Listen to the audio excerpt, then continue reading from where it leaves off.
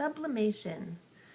Sublimation is when you act out doing something in a way that's socially acceptable. Like you might, instead of killing somebody, you might draw a picture of them and rip them in little pieces, or you might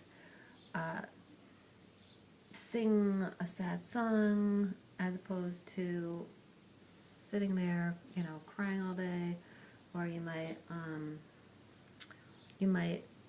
beat on a drum to get out your aggression or something like that. Those are all forms of sublimation.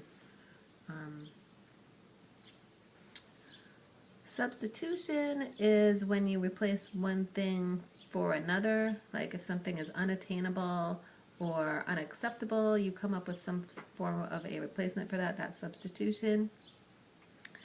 Symbolization is when you, instead of thinking of things the way that they actually are, you think of them in symbols because you're pushing it aside and you don't actually want to look at it for what it really is, and so it's popping up as symbols because you're not quite letting it into actual consciousness where you know what it is. So that's like when you have dreams, you have it might come, things might happen in symbols in your dreams trying to tell you something that you're hiding from yourself.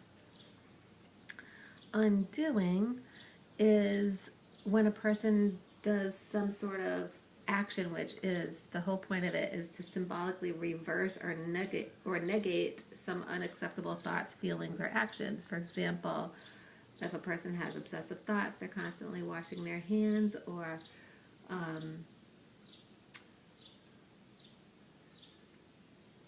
that kind of thing, like